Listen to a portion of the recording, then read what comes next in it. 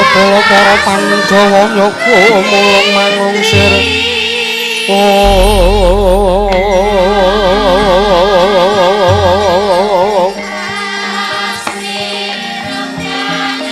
mangungsiring prasata Kurawa Kambal ongkes Surakatite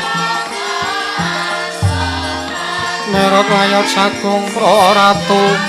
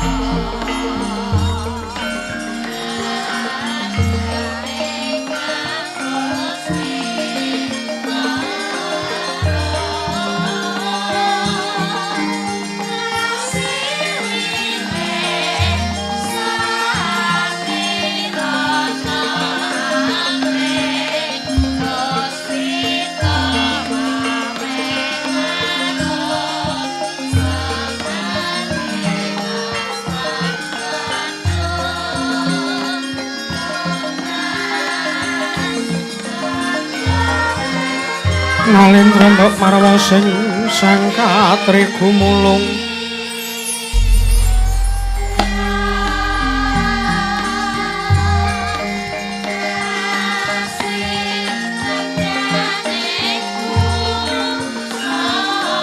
katri gumulung mangroma ing wadya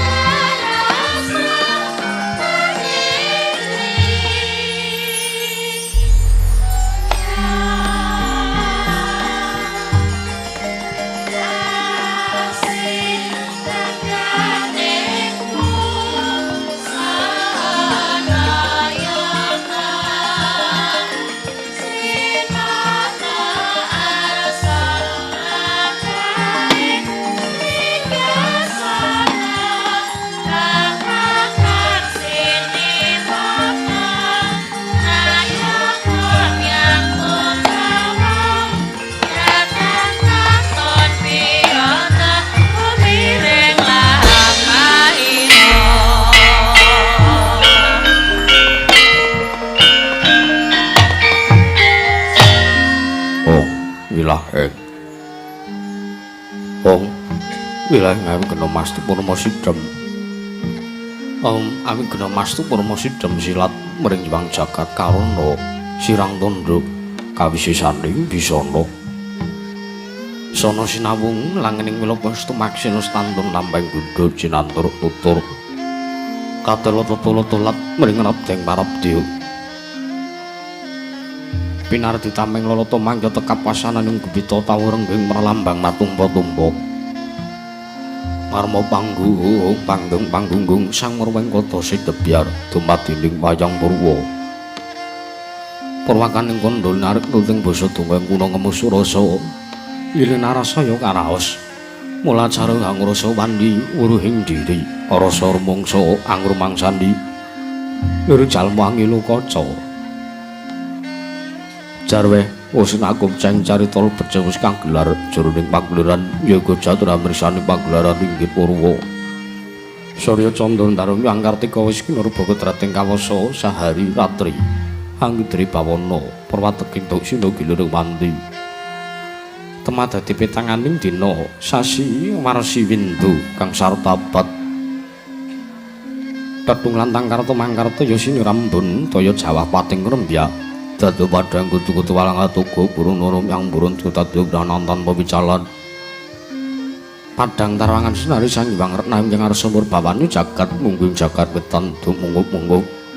Mungguing kalenganmu kerabang merangangak lamun keksayaan dilat-dilata bumi.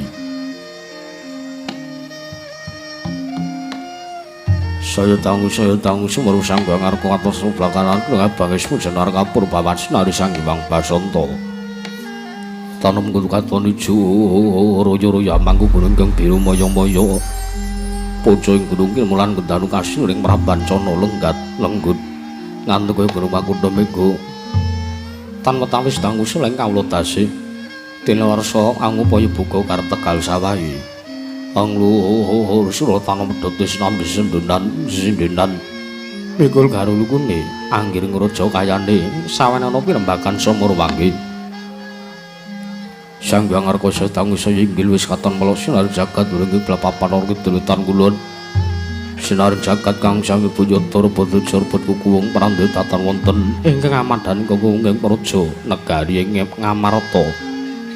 Ya negari Indraprastha, ya negari ing Batana Kawarsa, ya sinebat negari ing Cintakapura. Apanjen karo pambukaning kondo sarating mangke krana negari Ngamarta temati saking pulo Banjaran. Sinasa pantaya benawiti nampi ombak samudra binang langkut kang tanpa pagut. Pegating paling kapantok uruting Cakrawala. Mana-mana cakring wis samana keneping jurang corong kenepung gosirung. Kinarya sing peksi lawet miyang sarang burung. Wonten ugi pasisiran tersasana jembar kebeganing pasir gemelaring garis pinggir. Tanem tuwang rembiyung royo-royo karanggitri rowe-roweron kelapa bumi subur pasiten mawur. Satengah nandur tangkarpa mangkar kawriyan dadi gunung-gunung bebanjengan angrangsang langit lenggak-lenggok lampahe toya mijil saking sendang-sendang ning tirtandhe ilune binara-para planet nampi wadhuk bendung-bendung kinarya ngiling sawak yang pategalaning Narakisma mokal pangoleng tetani bebasan datana bumi sanceng kangking selo sedaya tinanduran kang merkapi pandha petari slangdal pasabinan yayaruk misare kang pinangga pratiwi. Pategal kupul jengeng ngembi godhongan di ambek wan nganti kaya manglung-manglung wit-witande. Polo kang kependhem, polo kang simpara, polo kang gumantung sadotan kujiwa jinawi, tukulan kang mawe kesarasan diri. Ingkang raja kaya dewen sansaya ngrembaka lamun sang aglaring pangunan. Lamun wanci sarep sore samya mulih marang kandange dewi-dewi. Tatanana carane kandhang gunancing malang lebet tebih saking tindak durjana judi. Samya sayek saka kapti. Akara ring nusa bangsa tuwin negari Indraprastha. Wana ngimbangi gunung anggung ring sang lestari ora tumurun arep tumrasade dadi hurug-huruganing lingkungan. Langkung-langkung lamun tinaliti samun samya samet ing sanggeban. Sepentep saking tindasan sesinan sayunata widananing momat sinamatan daya tinajan. Sawiji mapan sejatining jejiban kang pinuji temah mawujud manunggaling cipta rasa karsa kang satemah babar karya. Kenging binasake negari Ngamarta nalika semana lagi mancik marang jaman Cana panjang punjung pasir pamukula jinawi kemari pakarta tata Turaharja.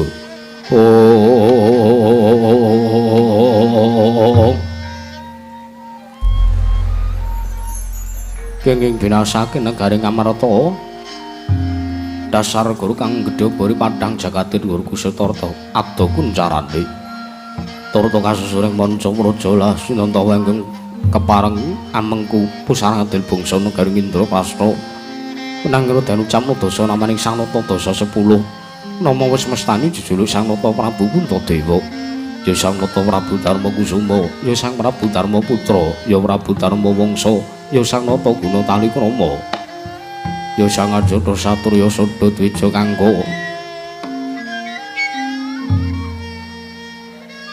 Nalindra pepakuning bumi ingkang anggo anjejekaken kautaman turta kasinungan gelar Nalindra ingkang ludira pethak utawi gedhe putih karana sangka sipate kelasing sang nata datan mokal tan montor-montor sipating Bathara Sang Hyang Bathara Darma Ngejawanta binayang bayang sang janik para Hapsara Hapsari kawis tinggal manggu tanggung Jaka paloro-loro ingkang samya ngambil upacaring Prabun kang samya sowan yayah robing samudra daratan datan kantun biswanipun panenggak pandha tetuwangganing Praja Negaring Amarta nenggih saturing jadi patu ing tunggul pawenang kekasih Sang Raden Arya Wrakudara ya Raden Bratasena ya Raden Bimasena ya Raden Wijasena ya Kusuma Yuda ya Kusuma Dilaga ya Sang Wayunindya ya Sang Gandawastartaja Satru Gagabhisa Gudheng wong sing marjaja turta kasinungan kasekten luwih bebasan menata mendat Janara Mendra tumbak Bangkong Sinuda Putung pranodatan mokal den dadosaken beteng tinanggulanging Praja Negaring Indraprastha mihatatan kanten piswanipun manengah Pandhawa saturing Madukara nenggih Sang Raden Arjuna ya Raden Janaka ya Raden Kuntiwibadsa ya Setya Margana ya Sang Pamadi ya Sang Suparata Satru bagus tanpa cacat pengawak Tirta Gaya Teja kasinungan kasekten luwih para miling manggil ngandhepan kasrepatan wonten Praja Negaring Cintakapura datan kanton piswanipun Ragil Pandhawa saturing sawijajar ten bumi retau nenggih Sang Raden Nakula miwah Raden Sadewa ya Raden Pinten Tangsen nalika semana sang tata mular sangjaning para kawula ingkang sami gandeng pasisiran jejel riyel arepet-pepet tibet prasasata tepan nunggu datan pesela labet sekathing para sebang Jawa mludak gendira rontek kang umbul-umbul kekiter kang angen danu jaya monding mangsa labu paying megar mendi jamur barat ing mangsa nendeng tumbang ngarep jadeng ngarep mangsa katiga pandiring mangke den wiji seket siji mbaka sawiji sangganing para lenggam para sowan dumugi Sang Nata miji praptani Rana Tandrawati Anata ing Mandura nenggih Sang Nata Prabu Sri Bathara Kresna Sumawana Sang Nata Prabu Baladewa ingkang ngarsa medharing lisan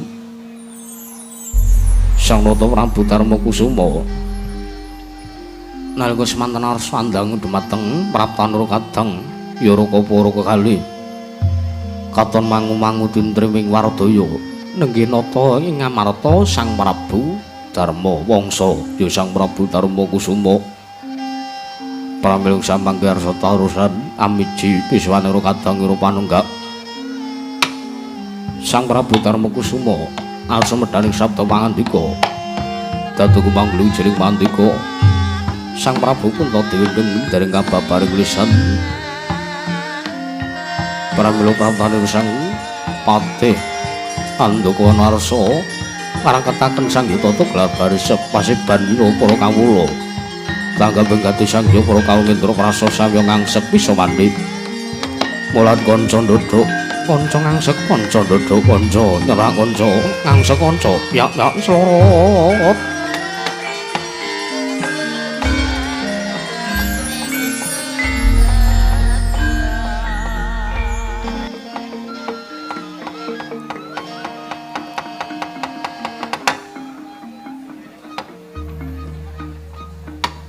Niwang Agung muga ngayomana marang Praja Negari ing Indraprastha saisinipun nun mangke Koko Prabu Ndarawati sarwa paduka Kanjeng Koko Prabu Sri Bathara Kresna ing Dwaraka rawuh wonten Praja Negari ing Indraprastha Koko Prabu Jimat sesembahan kula ingkang rayipun Darma Kusuma ngaturaken pambagya raharja mugia kunjuka wonten karsa paduka Kanjeng Koko Prabu Dwaraka Koko Prabu pangayoman kula wonten ing Madyapada Praptendrahan Koko Prabu Sri Bathara Kresna ya jagat pangestu para wayah para jagat Iwang Sukmana madilene kuwi ana sasmintaning sun jagat wasisaning Bathara ing bawana langgeng sinunggih datana werat Yayi Prabu Kalwana inggih kepareng padukami dumateng praptanipun ingkang raka ing Dwaraka sakmangke wonten Praja Negari Indraprastha Yayi kepareng raharja wilujeng pisuwanipun ingkang raka Ndrawati pambagya raharja sampun ingkang raka tambi akarya bombong das manahipun ingkang raka ing Dwaraka mboten langkung pudya pangestawanipun ingkang raka Ndrawati mugi kula aturi nambi wonten ngarsa paduka Yayi Prabu Darmakusuma Yayaji Kaka Prabu inggih kula pun diakarya Cundaka Panglingga Murdha mawana kabagyaning gesangipun ingkang rayipun Darmaputra Kaka Prabu mboten langkung kasekecak anggen paduka lenggah nono nggih Yayi Piswanipun ingkang raka ing Ndrawati sampun boten kirang prayogi. Anggen kula sowan wonten ngarsa paduka Yayi Prabu Darmakusuma, Yayaji. Menapa dene Kaka Prabu Baladewa, Kaka Prabu ing Mandura, sarawuh paduka ingkang rayipun Puntadewa ngaturaken asung masegan manakrami mugi kunjung wonten ngarsa paduka Kanjeng Kaka Prabu Baladewa. Ya jagat pangestu Ngrawayat para jagat patu Indra Jalut dewaku Yayi Prabu Darmakusuma inggih Yayi sakalangkung paduka Yayi Prabu Puntadewa miji dhumateng praptanipun ingkang raka ing Mandura pun Kakrasana Yayi Prabu asung pasegan manakrami sampun kula tampi akarya bombong das manahipun ingkang raka ing Mandura mboten langkung salam taklimipun ingkang raka ing Mandura kula aturi nampi kunjuk wonten ngarsa paduka Yayi Prabu Yudhistira Yayi Prabu Darmakusuma Kaka Prabu kasinggihan sampun kula tampi karya bombong tas manahipun ingkang rayipun Puntadewa Kaka Prabu mboten langkung kasekecak anggen paduka lenggah Yayi Prabu sampun mboten kirang prayogi Yayi wah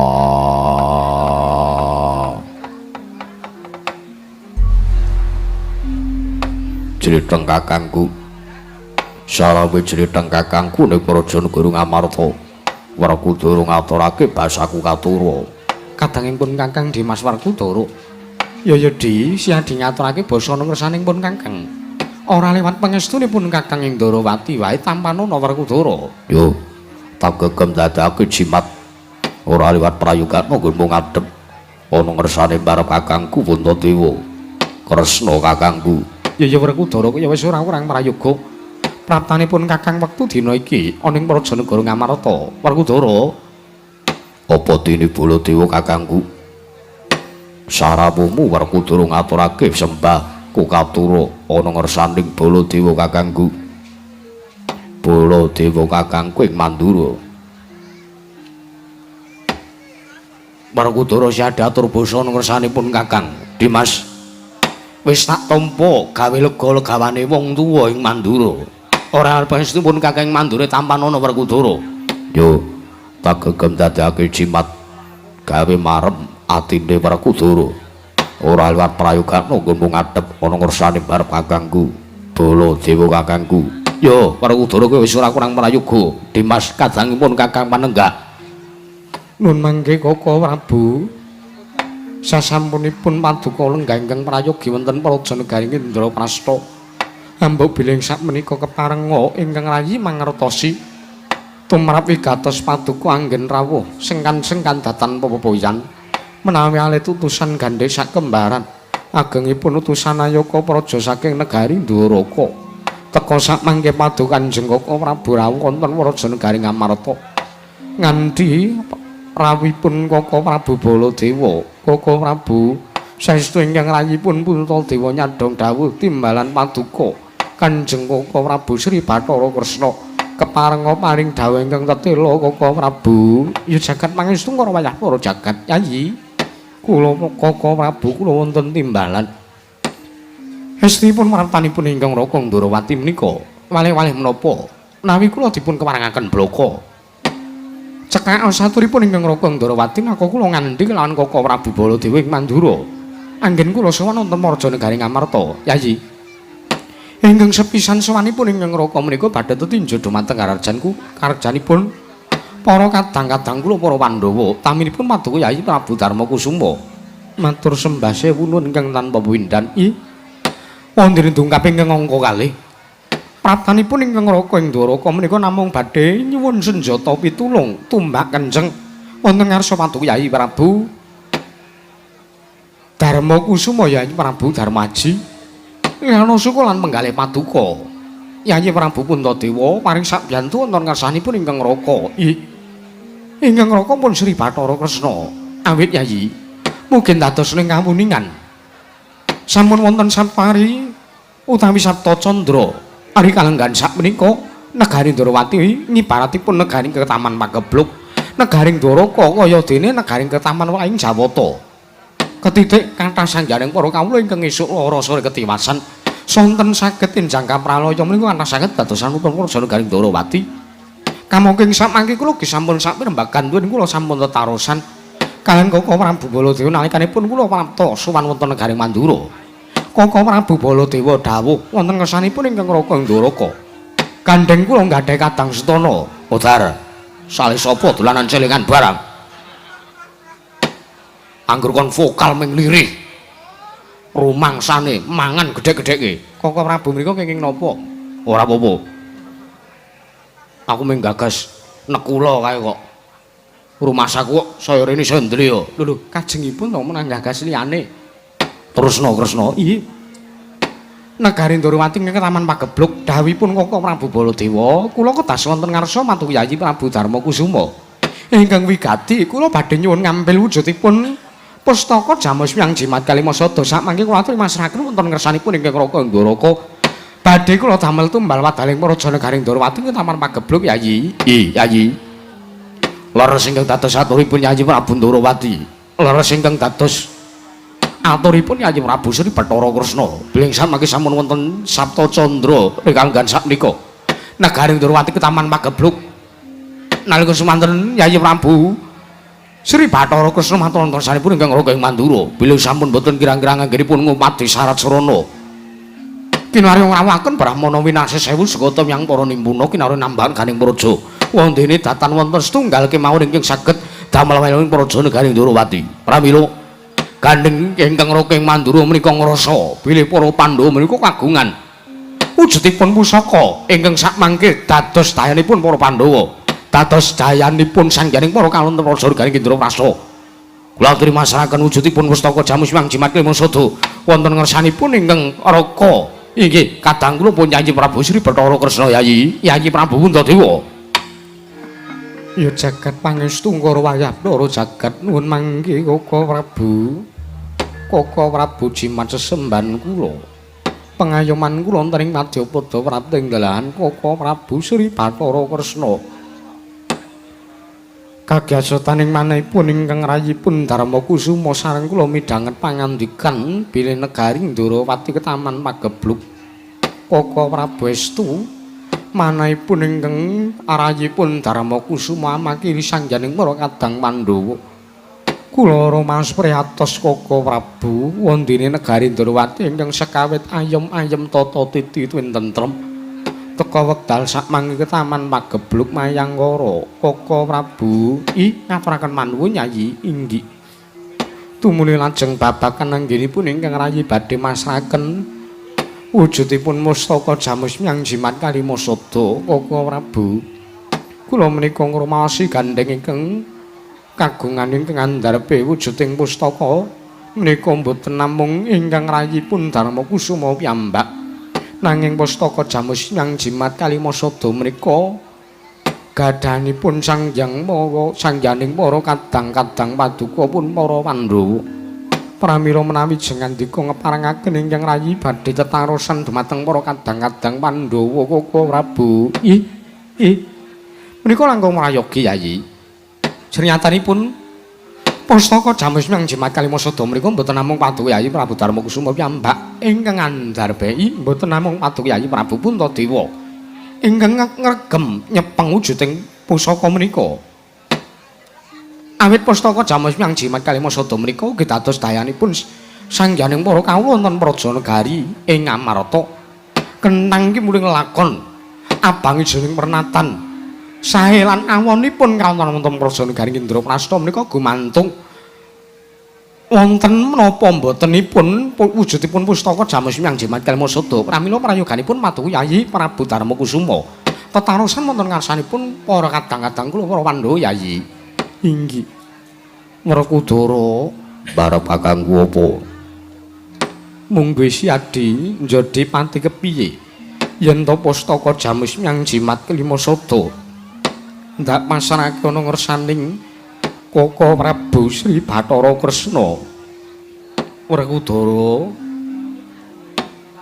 monggo Werkudara apik-apik wae wajar nyatane kowe kudu mangerteni kalungguhane jeneng kakangku ning Prajanagara Ngamarta kuwi apa dheweke iki ing minangka tetuwaganing praja ning Prajanagara Indraprasta sarta ing dadi pujangganing para Pandhawa yen ana perkara apa-apa mesti taren sapane jaluk tulung nursani jletheng Kakang Kundarawati yen to Pandhawa duwe kerepotan mesti ngrepoti ngrusuhi karo kaludhangane jletheng Kakang Kundaraka saiki wahyaning mangsa kala jletheng Kakang duwe gawe sapane jaluk bantune para Pandhawa butuh karo Pandhawa wah gelem ora gelem kowe kudu ngewangi sartane kudu mbok pasrahke wujuding pustaka Jamus Hyang Jimat Kalmasada barep kakangku iya Werkudara yen mangkono siadi sarujuk aku mathuk ora bakal owel yen wujuding pustaka Jamus Hyang Jimat Kalmasada dipasrahke nang ngersane jletheng kakangku Arjuna kula wonten timbalan Koko Prabu mungguh siadi yen to wujuding mustaka diaturake nang ngersaning Koko Prabu Sri Bathara Kresna kepiye kula mboten ateges badhe rep-arep pisanggalam menapa ingkang dipun ngendikaken Kakang Mas Njodipati jer nyatanipun kula menika tinemu panengah tartentu kula namung sumedya nderek dawuh paduka Kanjeng Koko Prabu jer nyatanipun kula ngurmasi wonten mriki menika kula namung nunut ngiyup kamukten wonten Prajanagaring Indraprasta Koko Prabu kula sarujuk tuwin boten badhe owel menawi pustaka dipun masrahaken wonten ngersanipun Koko Prabu Ndarawati iya nah kula kepiye mungguh siadi Koko Prabu nengkang rayeng sawu jajar menika mboten badhe nggadhahi atur menapa-menapa jer nyatanipun kula menika tinemu ragil kula ngantun nderek kemawon mangkono siadi masrahake wujuding pustaka kula pasrahaken sumangga borong wonten ngarsanipun Koko Prabu Sri Bathara Kresna ndak kira ingkang duwe panemu ya mung Yayi Sadewa tangsen kepiye mungguhmu Dimas yen to pustaka Jamus Hyang Jimat Kalmasada dipasrahake ana ngarsaning Koko Prabu Ndarawati mangko rumiyin Koko Prabu kepiye menapa kula dipun parangaken majang anggen kula sowan kula badhe matur munjatur wonten ngarsa paduka Kanjeng Koko Prabu Puntadewa iya Dimas mbumira tawun ndak keparangake Sadewa mangke Koko Prabu Ndarawati paripaksa kula mengkaraken paduka iya Yayi Sadewa ora dadi ngopo Yayi Sadewa arep duwe panemu apa mangke riyen Koko Prabu menawi pangintenipun ingkang arahipun waragil menawi sak mangke Kakang Mas Bratasena, Kakang Mas Arjuna lan Kakang Mas Nakula badhe masrahaken wujudipun pustaka. Gandeng panemunipun saben-saben tiyang menika benten-benten nggih sumangga kemawon nanging menawi tumrapipun ingkang rayipun Sadewa lho menika. Tumrapipun ingkang raying Mirtawu kula mboten sarujuk, kula mboten mathuk. Menawi wujudipun pustaka Jamus Hyang Jimat Kalmasada dipun masrahaken wonten ngarsanipun Koko Prabu Sri Bathara Kresna. Ora mathuk sababe apa Dimas cobi to mangke riyen pustaka Jamus Hyang Jimat Kalmasada menika dados dayanipun para Pandhawa mboten namung dayanipun para Pandhawa nanging wujuding pustaka menika dados dayanipun kawula sak Prajanagaring Ngamarta wonten ing Karang Maradisan ugi wonten ing kutha Goro menika sami ngeyop kamukten wonten ngarsa paduka Kanjeng Koko Prabu Puntadewa Srana ginakaken dayanipun wujuding pustaka Jamus Hyang Jimat Kalmasada menika ingkang sepisan lajeng ingkang angka kalih gandeng daya dayanipun para Pandhawa cagak tuwakipun para Pandhawa yang para kawula negaring Indraprasta menika wonten dumunung wonten ing dayanipun pustaka Menika menawi samangke Pandhawa koncatan wujudipun pustaka Jamus Hyang Jimat Lima Sada tiyang ingkang boten remen kaliyan pun para Pandhawa tiyang ingkang kepengin bedah blengket negari Ngamarta tartentu angel mijet wae nganti suwe banyu sinarik awit negari Ngamarta kekuwungipun loncat saking madaning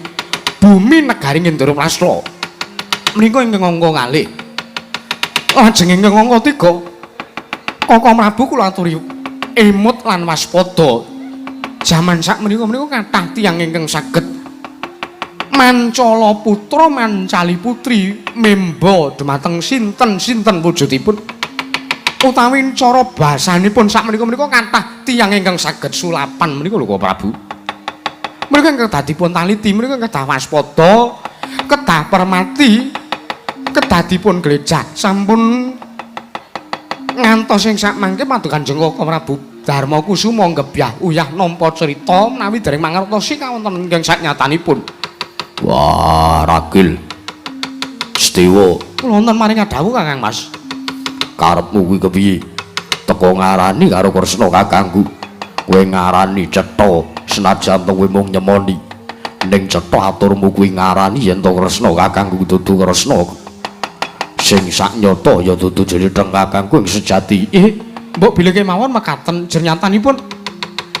Paduka menika dereng priksa kawonten ingkang saknyatanipun wonten Praja Negari Ndrawati. Ya nek Koko Prabu menika gara.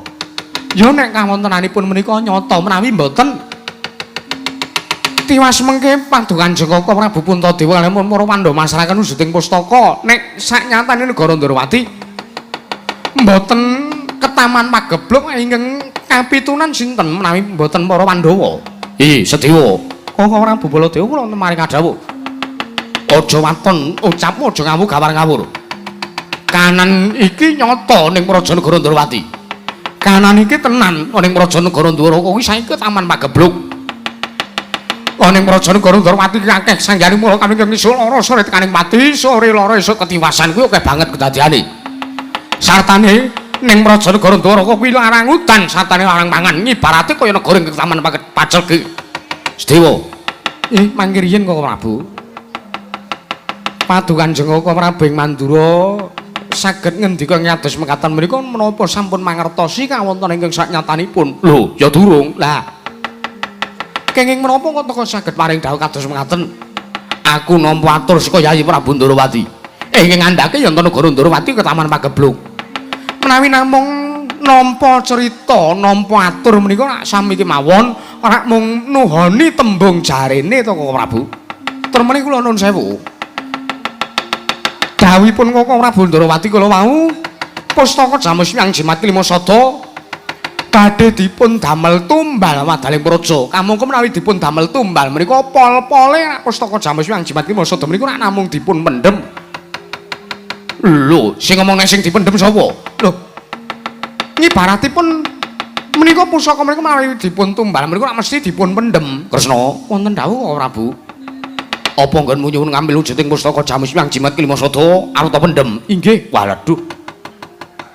Mbok mau ngomong ora ngono men iso dikekke karo kowe. Lho, nyatanipun dipun damel tumbal menika dipun pendhem. Lho, lan ning ra iso bali Dewa. Lho, nuwun sewu. Ingkang nami pusaka dipun pendhem, dipun damel tumbal. Menika sampun dayanipun menika sampun dipun pendhet kalian Sri Semara bumi negari Ndrawati menika mboten saged dipun wangsulaken malih wonten mangosipun para Pandhawa. Lho.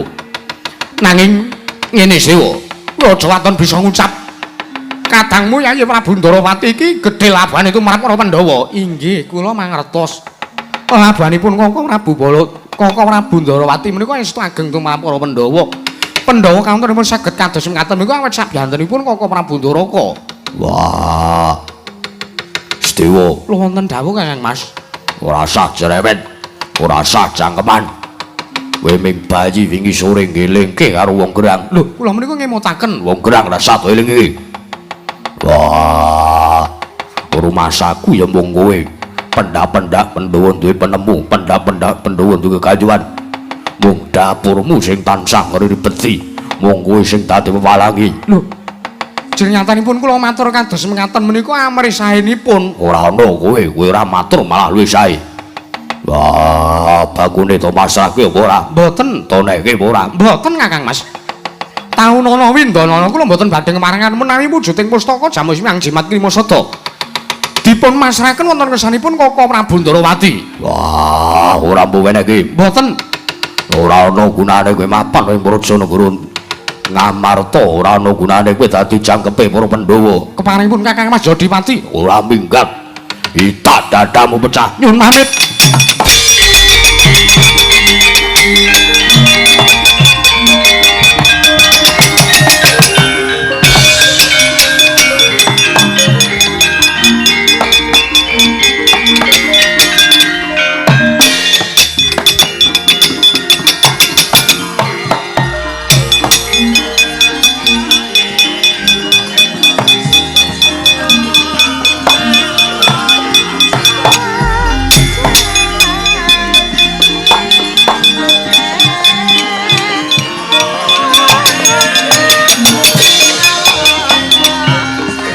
Panjenengan kakangku apa? Si Adi ki mbok nek duwe atur ki mbok ya taren sikik kira-kira arep nundung ki tarono sikik arepun Kakang mesake Sedewa to ora dadi kaya ngono kanane. Sedewa ki pendak-pendak ora sarujuk karo panemumu kira-kira Sedewa ora sarujuk karo panemune Pandhawa liyane kok langsung terus banjur mbok tundung kaya mangkono mesake lho Werkudara. Werkudara kuwi ora mesake apa piye? Kae mau muni kaya ngono mau. Kae mau le mikir nganti judheg lho Sira Sedewa. Wong ora tau-taune matur ning ngarepe wong akeh. Teko dikon ngujubke gunungan nganti gunungane jempalik bang. Untung ora kleru lek ngujubke sawalan kae mau. Sedewa kae mau. Wah. Ora reget kuwi wajibe diresiki. Negara Ngamarta ketunggon Sedewa malah kaya ketunggon sampah lho. Ora kena kaya mengkono lho Werkudara. Najan kok piye wae. Ora kena dirembug kanthi serana gontokan. Baladewa, piye? Saiki perkarane dudu perkarane Pandhawa karo Sedewa. Perkarane Werkudara karo Baladewa. Lho, kowe nantang pun Kakang. Nantang. Lho, ya. Nek ngono kowe, kok aku sing metu njaba. Kok Prabu sampun, kok Prabu sare, kok Prabu sare. Lho. Werkudara malah nantang karo aku kok sare. Sare napa mboten? Kula napa jenengan sing sare? Aku wae Kresna. Nggih. Perkawis kados mekaten niku sampun ngantos dipun damel gontokan. Mengke tiwas gontokan kendel-kendelan adu-atos sing balung luting kulit nek le jawab salah sinten sing kewirangan? Cobi sinten sing kewirangan? Aku. Lah nggih sampun mendelke mawon. Ayo. Wis aku tamreng wae aku. Nggih. Koko Prabu kawontenan mriku kados pundi? Awit menawi para Pandhawa godhang menika sak mangke tartentu suda kawontenanipun para Pandhawa. Yayi, kula wonten timbalan. Langkung prayoga menawi paduka Yayi Prabu Darmakusuma masrahaken wujudipun pustaka Jamus Miang Jimat Kalima Sada wonten ngarsanipun ingkang Raka Ndarawati. Mekaten nggih. Tumuli sak mangke kula sisandene kula badhe nyuwun pamit. Badhe wangsul wonten Praja Negari Ndarawati. Ngrampungi perkawis kula, perkawisipun ingkang Raka Ndwaraka. Inggih menika maluyaken Praja Negari Ndarawati. Mekaten Koko Prabu iki mlaingaken ingkang rayipun Darmakusuma masrahaken wujudipun pustaka Jamus Miang Jimat Kalima Sada. Matur sembah nuwun Yayi. Werkudara pun Kakang jaluk pamit. Jlitheng kakangku sing ati-ati. Muga kasembadan apa sing dadi kayuwanmu. Iya, matur sembah nuwun Dimas Werkudara. Koko Prabu Kresna kakangku piye? Kula kinten matur Kanjeng Koko Prabu mboten susah kendherek wonten Raja Negari Ndarawati. Lho, piye Kresna? Piye tegese piye? Paduka Kanjeng Koko Prabu Baladewa, kula aturi sumene sawetawis wonten Raja Negari Indraprastha. Lho. Tegese si Adi ninggal karo pun Kakang ngono. Inggih. Lho, ora iso Kresna, ora iso. Lho. Sababipun mawon kok mboten saged. Lho, engko se, pun Kakang karo si Adi ki mangkat rene bareng, mulih kudu bareng. Lho. Nyatanipun kewajibanipun piyambak-piyambak ngono Kresna. Nggih. Ya wis. Ya sing baku yen to wis rampung kewajibane Yayi Prabu Ndarawati pun Kakang supayane njaluk Yayi Prabu Ndarawati supaya bali ning Praja Negara Indraprastha. Nggih, perkawis menika gampil. Ya, ingkang baken Negari Ndarawati saged tentrem. Ya, Kresna kakangku. Ya Kresna adhiku. Kok Kresna kakangku, Kresna adhiku piye ngono? Wah, aku sing eling-eling durpres. Mbok ya sampun wong perkara wis kawuri kok. Iya, Kresna. Baladewa kakangku ya aneh-aneh. Aneh-aneh piye? Kaene to teruske kaya ngono kuwi iso setruk ning panggung. Kabeh. Senengane kok. Mahe ngaten ingkang rayipun Darma Kusuma masraken wujudipun Mustaka Jamus Hyang Jimat Klima Sadaka Prabu. Nggih, Kyai. Wis rasa. Wis kapini barang lemune.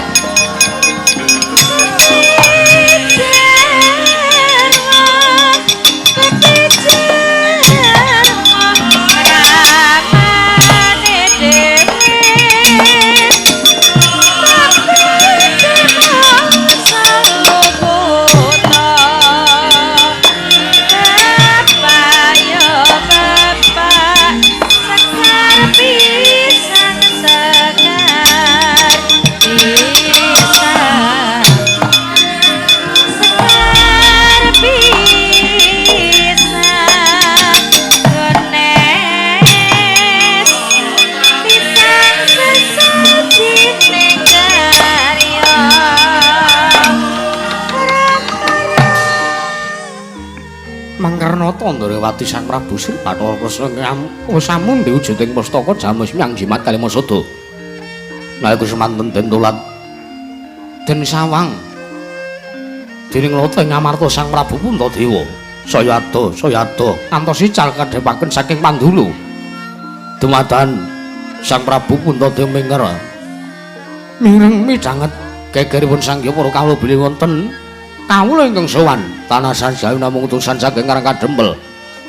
Anenggih Sang Panakawan Petruk kaliyan Panakawan Bagong wonten minggah madhaing dalem praja agar kaget Sangya para Pandhawa.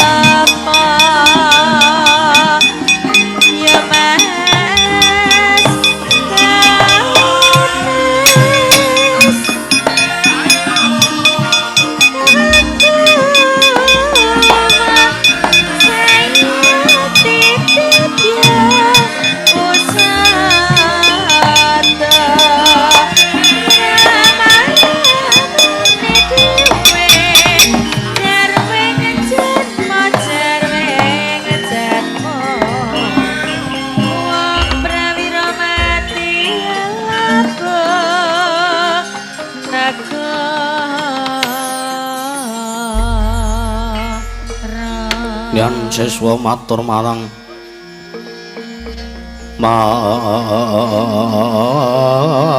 Sang Mahayogi.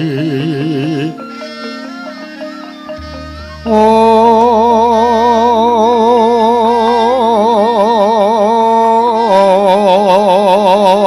wong sarwe prakate paran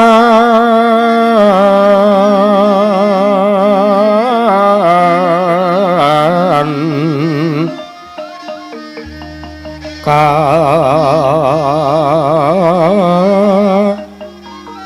ara sane jwangote pati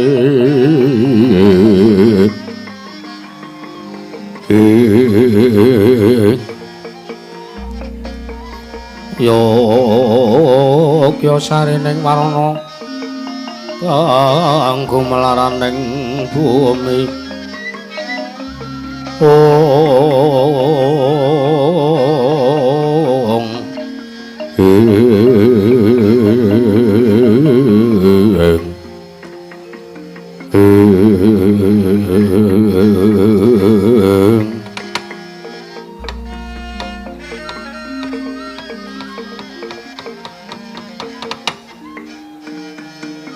ya jagat pangestu ngara durung purna nggon ningsun nguntapake lawan tindake Kaka Prabu Sri Bathara Kresna iki kaya sawane Panakawan ora pangling Petruk Kanrong Bolong lan Panakawan Bagong Petruk padha kanthi slamet sawane rana Praja Negara Indraprasta Petruk pangestunipun sinuwun Prabu Puntadewa kula ngaturaken nuwun amit pasang Kalimantabe dina bina nglodhuni dumaweng tawang towang linepat ning dolak manu sinuwun kepareng padha kami dumateng pisanipun ing ngabdi ing Karang Tumaritis pun Petruk Kanrong Bolong wilujeng sowan kula bekti kula kunjuk sinuwun iya Petruk Kanrong Bolong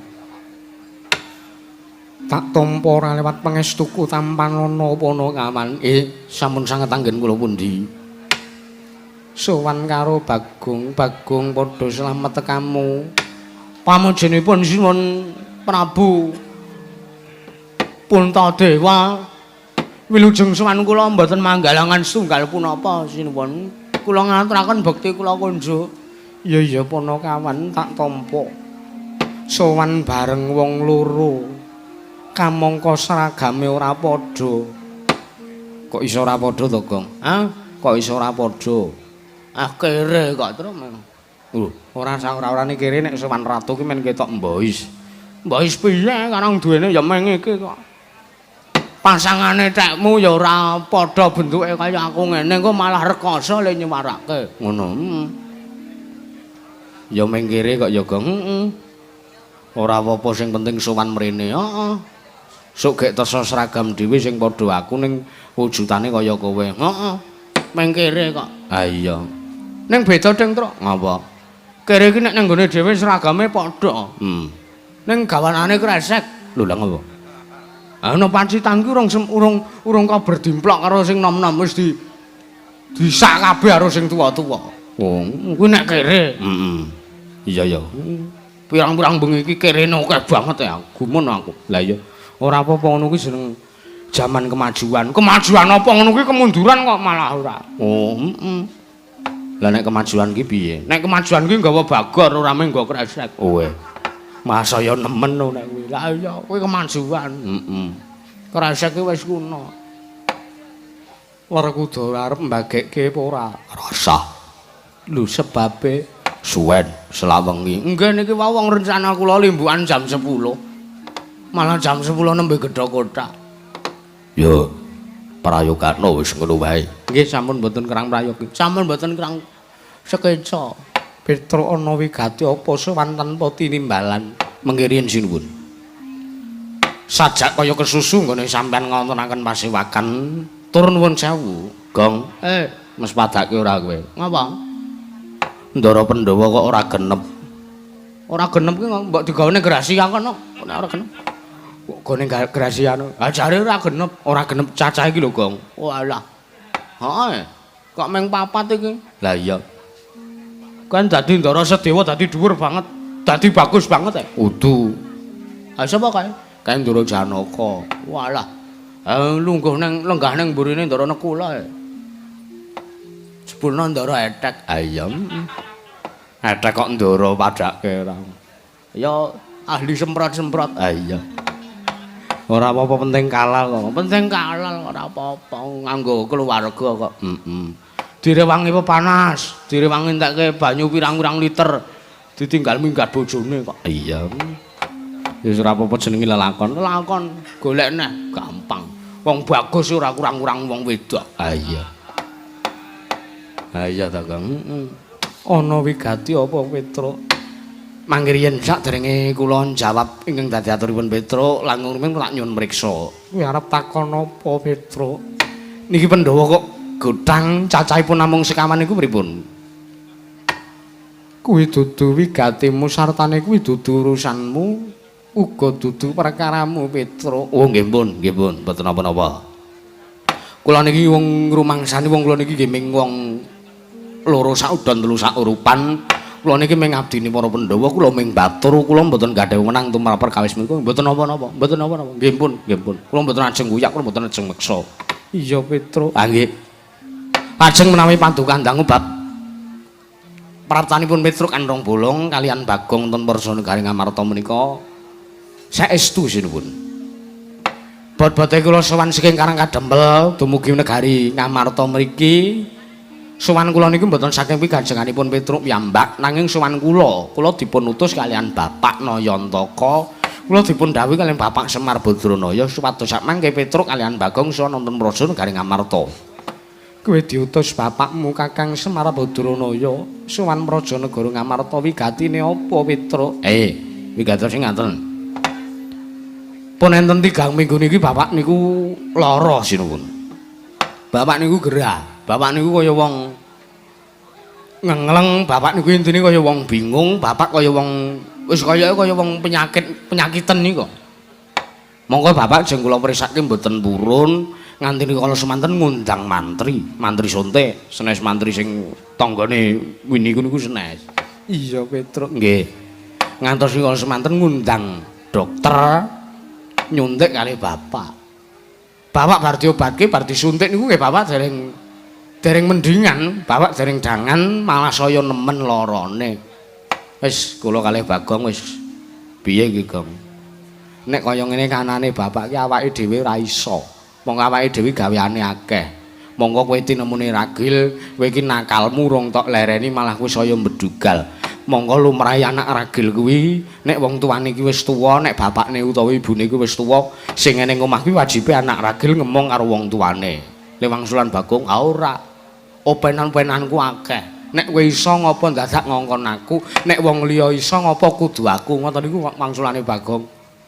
Malah Bagong kula tareni ngoten niku malah wis kek bapak ditutupi bantal raine mendang modar. Terus adem warisan. Ngoten niku wangsulane Bagong.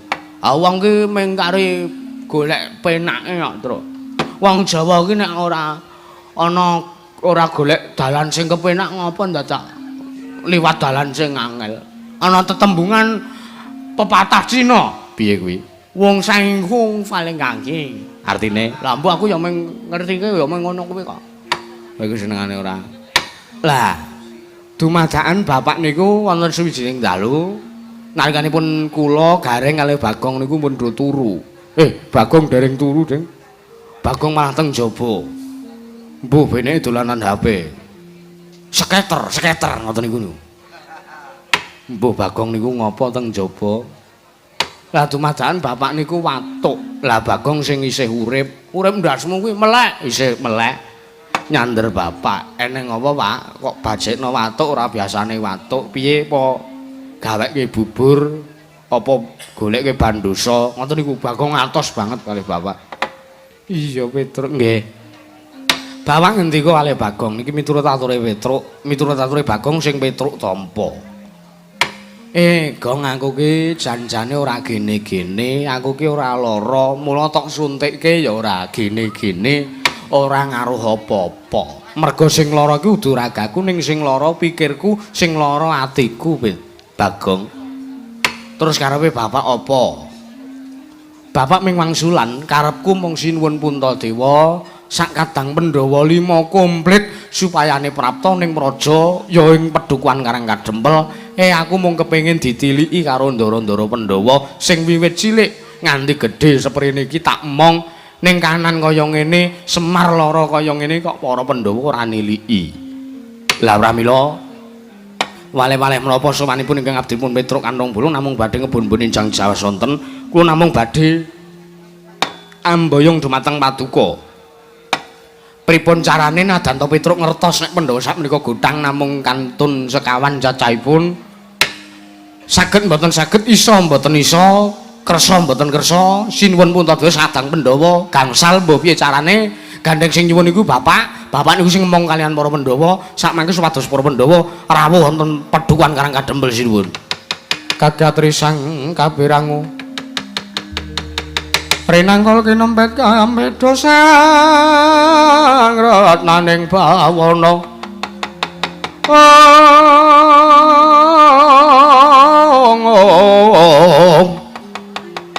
ya tukang walang ati ya tukang kutu kering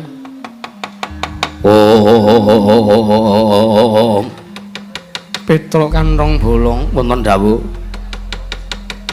kaget rasaning atiku bareng krungu yen to Kakang Semar nandhang ruga. Nggih sebabe merga Kakang Semar kuwi ingkang banget tak tresnani. Wah, Petruk. Wonten dawuh Ndara. Bapakmu lara ora ndang tok tambake, ora ndang tok golek ketombo, malah mboyong karo Pandhawa. Lho. Kula piyambak niku mboten ngertos wong bapak sing dawuh kaya ngoten niku. Werkudara.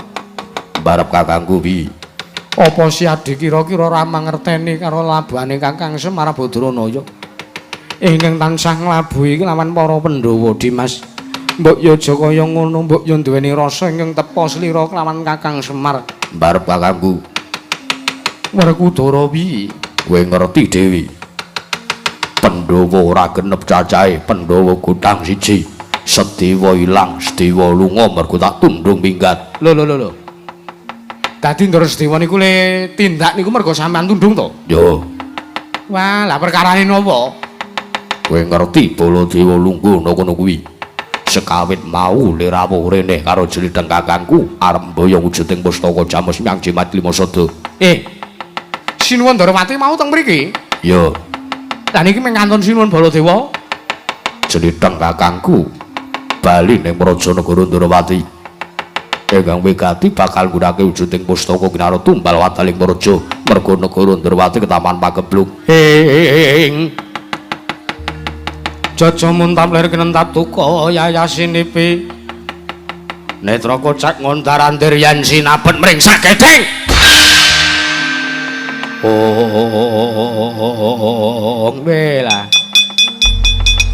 Lah ora pati nduga mono. Petruk arep ngopo? Mboten kula mboten dewi gati kali sampean kok. Kowe arep ngopo? Kowe nyawang aku mendelik kaya ngono matamu. Mengke riyen Mas. Kula niku mboten nyenggara macan sampean lho. Amin nggih sinuwun. Iya Petruk ora dadi ngopo. Wong kula niku mboten aruh-aruh kali sampean, kula ming noleh sampean kok. Padha karo kowe nglaske nata Mandura Prabu Baladakandhi kaya ngono kuwi padha karo kowe nantang karo aku. Mengke riyen sing nantang sampean niku sinten coba tak takon. Wong kula teng mriki ming nemeti kali suluk. Kula ming nyawang sampean kali suluk. Kok sajak sampean kaya ora trima penggali. Petruk, wonten dawuh. Sajak ora nrimake yen adiku Ndarawati mboyong wujuding pustaka Jamus Myang Jimat Sada. Mengke riyen. Nek ajeng nesu mengke riyen.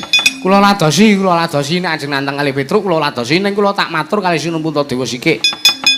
Lho mengke riyen. Lah kok dadi Ndara Sedewa ditundung niku perkarane napa? Sedewa tak tundung minggat mergo dhewe ora sarujuk yen to pustaka Jamus Myang Jimat Lima Sada diboyong karo Kresna kakangku. Lah sampean niku kok ya rumah saku wong legan golek momongan. Ngibarate nek sampean masrahke wujuding pustaka Jamus Myang Jimat Lima Sada wonten kersanipun Sinuwun Darawati ingkang menika nembe mungkur menika kala wau menika. Ngibarate Pandhawa niku kaya kutuk marani sunduk lho Ndara. Wah, tegese piye? Aja gawe bingung kowe para Pandhawa. Aja gawe muntape atine para Kundara. Lho, nganten mengke riyen. Menika perkawis menika dadipun teliti langkung mermati kedadipun glejah kanthi waspada. Mergo jaman sakniki niku akeh wong apus-apus, jaman sakniku akeh wong sing ngaku sedulur. Jaman sakniki niku akeh wong sing ngaku cerak, akeh wong sing ngaku kanca ning wani menusuk dari belakang. Wah, menusuk dari belakang tegese piye? Nyuduk saking mburi, metu mburi nganten mawon. Mantel ndasmu lho kowe kok. Terus, matur nuwun ya, padha-padha. Jaman sakniki niku akeh wong sing ora seneng ning nek ketemu karo wong sing ora disenengi niku ning ngarep lagake sok apik ning mburi nyatane mung kaya kirik. Niku sakniku akeh banget niku ceritane. Wah, nanging sing butuhke pustaka Jamus Yang Jimat Lima Sada kuwi Kresna kakangku. Kamangka Stiwa kuwi dinemuni ming ragil. Bayi wingi sore wani nyentulane rembuge wong tuwa. Petruk, kowe aja ngamuk gawar ngamur. Kowe aja waton bisa ngucap. Kowe iki meng batur, kowe gedhi bal 17, kowe meng abdi. Kowe meng monokawan, kowe meng wong kene, kowe mau elek nyolok mripat, kowe ora ndek derajat pangkat apa-apa, kowe ora ndek nang apa-apa tumrap para Pandhawa. Pandhawa godhang kuwi sakarepe Pandhawa. Pandhawa ora genep 5 kuwi sakarepe Pandhawa. Pandhawa kuwi ora kudu 5. Pandhawa kuwi ora kudu nganggo Sedewa. Pandhawa 4 Yayi Prabu Puntadewa Kudara Janaka karo kula kuwi wis cukup, Petruk. Mengiriyen, Mas, mengiriyen. Sampeyan niku sambung rapete napa kalih Pandhawa? Lho, aku adange werda. Lho, kula abdine. Pandhawa niku sadèrèngé tepang kalih sampean pun tepang kalih dapure Petruk Kantong Bolong niki lho. Lah kok sampean rumangsa kula kok kaya ngoten nek ora diwaneni, ayo. Sakniki ngaten mawon. Perkarane ngaten mawon. Aku apa kowe sing tekaning pati? Lho. Arep nantang karo Mandura Prabu Baladewa. Mengiriyen sakniki mun cetha kok. Ndara Werkudara kleru, sampean ya kleru mergo sampean mbelani adine. Lho. Yayi Prabu Kresna kuwi adikku. Yayi Prabu Ndarawati kuwi kadangku Taruna. Aku kudu mbelani yen Yayi Prabu duwe bot repot sartane aku sing dijaluki tulung. Kowe kok melu-melu urusan wong tuwa ki ngopo to iki? Lho, mengkiriyen kok sampean iso melu melu urusane wong tuwa niku tuwa Petruk mbane Prabu Baladewa. Mula kula wani ngeten iki mboten bakal kuwalat. Pun sakniki ngeten mawon. Pun gek metu njaba men. Niki mengke ajeng limbukan. Oh ya kok ngono. Wedan menungso ora tatanan ora edan iki tenanan. Pun sakniki ngeten mawon saderenge Petruk kalih Baladewa adu atos sing balung kuting kulit. Saderenge Petruk kalih Baladewa adu pusaka. Sampeyan ngetokke nenggala, kula ngetokke endi ya mau? Lah ngetokke apa, Petruk? Wis engko wae deloken kok apik pokoke. Pun kula tak matur kalih Ndara Werkudara. Petruk arep ngopo? Nek sekirane sampean ora iso gawe srana kondure Ndara Sedewa nganti Pandhawa 5 jangkep ngawuh teng Karang Kadempel, Petruk urung arep bali, malah Petruk arep ngamuk teng negara Ngamarta. Ya gong metu njaba. Ayo padhake rawane ngono apa piye?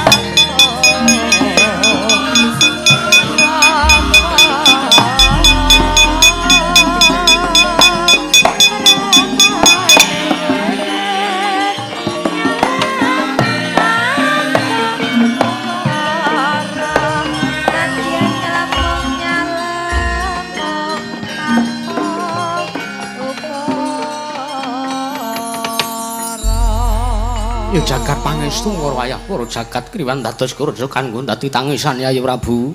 Koko Prabu kasinggihan mekaten. Nggih. Namung kula suwun supados anggen paduka damel pancakara antawisipun paduka lan pun Panakawan. Supados samangke sageta pun tentremaken Koko Prabu.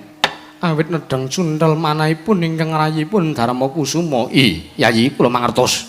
Ingkang raka ing mandur ingkang sakmangke badhe dawuh kan para lancur-lancur Pandhawa supados kunduraken kan pun Panakawan. Iya. Ora kudara sisandene lho, Di. Yo, barep kakangku ngestake dawuhmu. Malah kula ingkang raka ing Mandura nyuwun pamit badhe dawuh kamu lancur-lancur Pandhu Yayi. Ing atos-atos sampun kados lare alit. Arjuna kula wonten paring dawuh gandeng kaya wis para jejiban pasewakan bubarna kang padha seba. Ingsun kundur ngedaton nun ngestaken dawuh nyuwun pamit madal wasilan nganti gending sesanti muga rahayu lakune para Pandhawa Arjuna. Ayo. Arep tabuh apa ora?